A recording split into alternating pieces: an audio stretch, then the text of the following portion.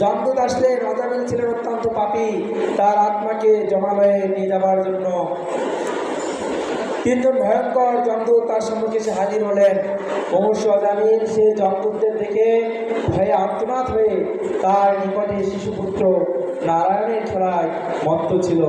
তা দেখে নারায়ণ বলে গর্ব শব্দ করে চিৎকার করলেন এবং সেই সময় যমদূতেরা পাপী অজামিলের আত্মাকে জমালয়ে নিয়ে যাওয়ার জন্য টেনে এসে চেষ্টা করেছিল।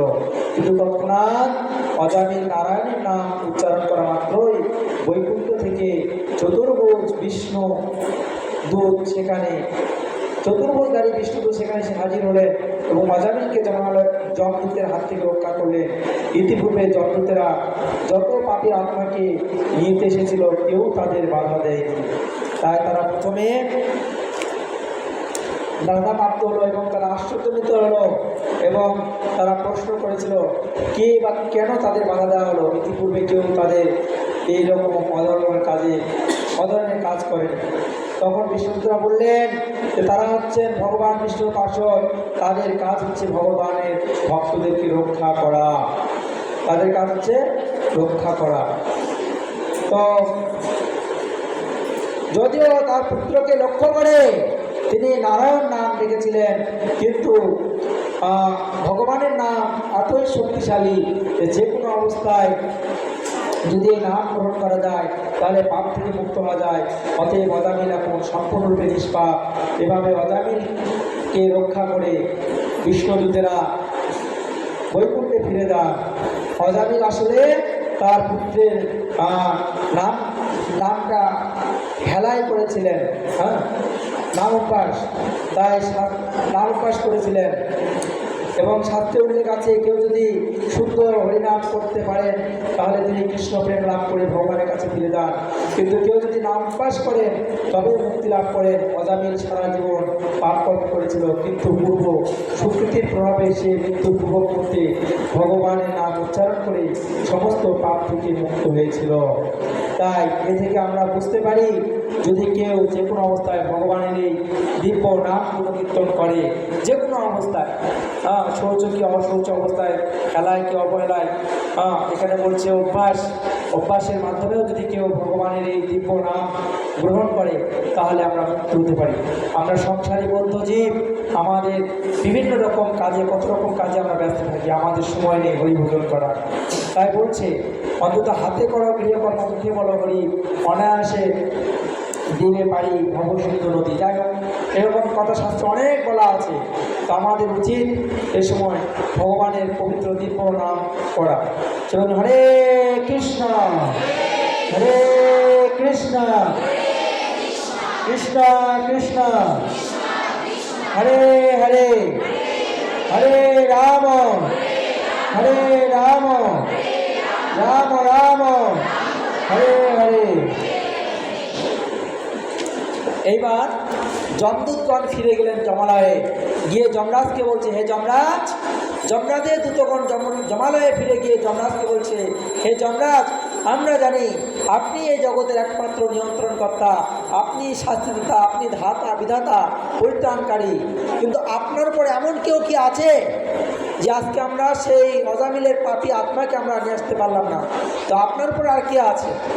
তখন যমরাজ বললেন যে আমি পরম নিয়ন্তা নই, আমার উপর আরেকজন নিয়ন্ত্রণকর্তা আছেন, পরমেশ্বর ভগবান।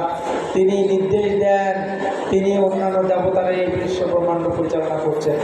তো একজন নিয়ন্তা রয়েছে, যেমন অফিসের একজন বস থাকে না, একজন বসের আন্ডারে কতজন কাজ করে? অনেক লোক। বসেরও বস থাকে কি না? থাকে না মায়েরা? বসেরও বস থাকে না? থাকে না? বসেরও বস থাকে না? যেমন আমার বাবারও বাবা আছে, তার বাবারও বাবা আছে, আছে না?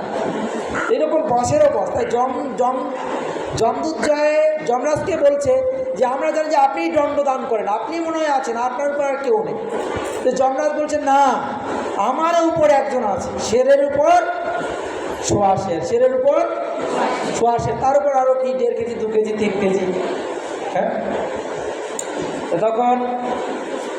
তখন এইরকম যমদূত বলছে যে তিনি হচ্ছেন পরম নিয়ন্ত্রণকারী, তিনি হচ্ছেন ভগবান শ্রীকৃষ্ণ, এবং তার মাধ্যম দিয়ে এই জড়জগতের সমস্ত দেবতা বিশ্ব ব্রহ্মাণ্ড তারা এই জড়জগৎটাকে পরিচালনা করছে, নিয়ন্ত্রণ করছে। তাই যমরাজ বললেন, কি বললেন, যে কি পরম ধর্ম হচ্ছে ভগবানের নাম করা। তাই যারা ভক্ত বা বৈষ্ণব যারা তিলক ধারণ করে, খুব গুরুত্বপূর্ণ। ওই যে এখানে একটা মা তিলক ধারণ করে না, এখানে আরেকজনের কপাল, যার কপালে তিলক নাই তার কপালটা শ্মশান সদৃশ্য। শ্মশানে কি থাকে? শ্মশানে বাবা ভোলানাথ থাকে। কি থাকে? ভোলানাথ। যার কপালে তিলক নাই, বলছে তিলক ধারণ না করে যে যেন বৃথায় জনমতা। হ্যাঁ, তুলসীর হার না করে ছাড়, জমালয়ে তার বাস। তিলক ধারণ না করে যে যেন বৃথায় জনমতা। তাহলে আমাদের জন্মটা কি বৃথা?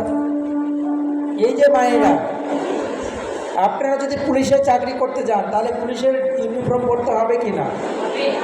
আমি বলবো লজ্জা ঘৃণা ভয় তিন থাকিতে নয়।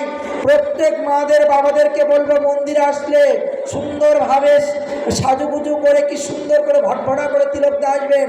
এই তিলকের মাঝখানে থাকে বিষ্ণু আর ব্রহ্মা মহেশ্বর। আপনাকে তিলক দিলেই দেখলেই প্রণাম করবে সবাই, যে না এটা ভগবানের লোক। কার লোক? ভগবানের লোক। আপনাকে বলবো হরে কৃষ্ণ। বুঝলেন?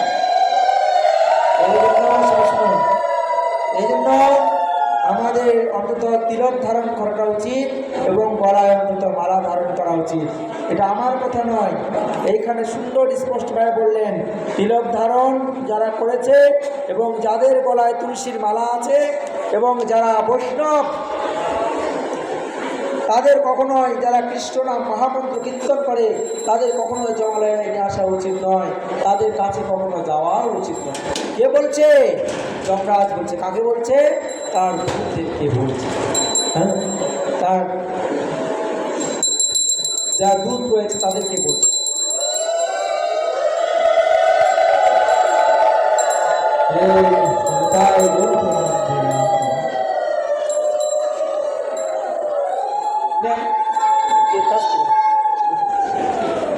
তো আমি আর 10 মিনিট সময় আছে, আমি এটা শেষ করে দিচ্ছি। খুব সুন্দর লাগছে, মানে এত সুন্দর একটা বিষয়। আপনারা তো বুঝলেন কিনা আমি জানি না। তো শুনুন, তারপর যমরাজ কি বলছে? আরো যমরাজ বলছে তাদেরকে শ্রদ্ধা সহকারে দণ্ডবত প্রণাম করা উচিত। দেখুন, আপনাদের যদি কপালে তিলক থাকে মাগো, আর যদি গলায় মালা থাকে তো কি হয়েছে? তো যমদূত তাদেরকে গিয়ে প্রণাম করবে। কাকে প্রণাম করবে? যমদূত গিয়ে আপনাকে প্রণাম করবে। হ্যাঁ, এইরকম বলছে যমদূত। যমরাজ আরো বললেন, কি বললেন? যমরাজ বললেন যারা দুর্লভ মনুষ্য জন্ম লাভ করে সত্ত্বেও যারা জড়বন্ধন থেকে মুক্ত হওয়ার চেষ্টা করে না, যারা হরে কৃষ্ণ মহামন্ত্র কীর্তন করে না, যারা বৈষ্ণব সঙ্গ করে না, যারা হরে কৃষ্ণ মহামন্ত্র কীর্তন করে না, যারা শুধু আহার নিদ্রা, ভয় বৈঠক নেশা, আমিষ আহার, দ্রুত ক্রীড়া, তাসপাশা, অবৈধ সঙ্গ যারা আসক্ত, তাদেরকে অবশ্যই যমপুরীতে নিয়ে আসা উচিত। তারা নরচন্দ্রনা ভোগ করতে পারে। যমরাজের নির্দেশে যমদূতেরা সচেতন হয়েছিলেন। এদিকে অজামিল বিষ্ণুদূতের দ্বারা কেবল মুক্ত হয়নি, বন্ধনমুক্ত হয়নি, তার মুহূর্তের মধ্যে সংকেতভাবে তার দিব্য জ্ঞানে প্রকাশিত হয়েছিল এবং তাকে অসৎসঙ্গের ফলে নরচন্দ্রনা ভোগ করতে হয়েছিল। কিন্তু এক মুহূর্ত তিনি আর সময় নষ্ট না করে হরিদ্বারে গিয়ে সেই পুরোদনে গঙ্গার তীরে গিয়ে নিজেকে সম্পূর্ণরূপে আত্মনিয়োগ করে অতি শীঘ্রই সিদ্ধি লাভ করে তার সম্মুখে বৈকুণ্ঠ থেকে বিমান এসে হাজির হয়ে তিনি বৈকুণ্ঠে বিমানে চড়ে তিনি সেইখানে অজামিল চলে গেলেন। তাই এই জগতে আমরা কেউ পাপ থেকে মুক্ত না। এই বাচ্চাদেরকে get out, I come from here, get out. Please কিছু মনে করবেন না ভাইরা। এই বাচ্চাগুলো আমার কয়েকদিন মাথা ব্যথার কারণ হয়েছে। আমি যখনই পাড়ে বসি, মানে আমার পাড়ের মধ্যে অন্যদিকে তো যেটা বলছিলাম সবার সময় তো কি হয়েছে, তো যেটা বলছিলাম, তো তখন কি হলো, তিনি নিজেই তো এই জগতে এমন কোনো মানুষ পাওয়া যাবে না যিনি পাপ কর্ম থেকে মুক্ত হয়েছে। তো আমি কিছুক্ষণ আগে বললাম না যে আমরা কেউ পাপ থেকে মুক্ত নয়, আমাদের 5 রকমের পাপ হয়। কয় রকমের পাপ হয় না এরা? 5 রকমের পাপ। সবাই মন দিয়ে শুনুন, কী কী পাপ, মানে এগুলো আমরা না চাইলেও এগুলো হবে, হ্যাঁ, না চাইলেও হবে। তো কী সেটা বলছে, যেমন আমরা হচ্ছে জাতাকল, উৎফুল, জলকলস, সমুদ্রী এবং চুল্লি, এগুলির মাধ্যমে আমাদের পাপ হয়। তো এর মাধ্যমে প্রতিদিন পোকামাকড় মারা যায়। এই পাপগুলিকে বলা হয় পঞ্চশোষণা পাপ। যেমন আমি এটা বুঝে বলি, যেমন আমরা হাঁটাচলা করি না, আমাদের পায়ের তলে পদপিষ্ট হয়ে অনেক জীব মারা যায়।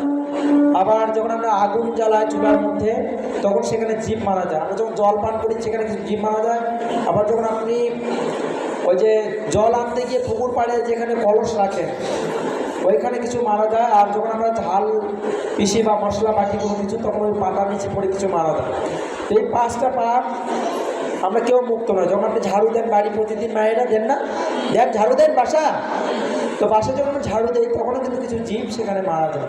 তো একে বলা হয় পঞ্চশোণা পাপ। তো এই পাপটা থেকে মুক্ত হওয়ার জন্য কিছু আবার বিধান রয়েছে। কীরকম বিধান?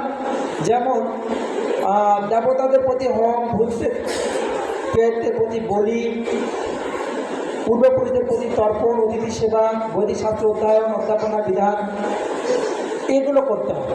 কিন্তু কলিযুগে কেবল শাস্ত্র অনুমোদন একমাত্র হচ্ছে হরে কৃষ্ণ মহামন্ত্র যোগ্য। তাই এই হরে কৃষ্ণ মহামন্ত্র যখন কেউ করেন, তখন আর তার অন্য কোনো প্রায়শ্চিত্ত করতে, আয়োজন করতে হয়।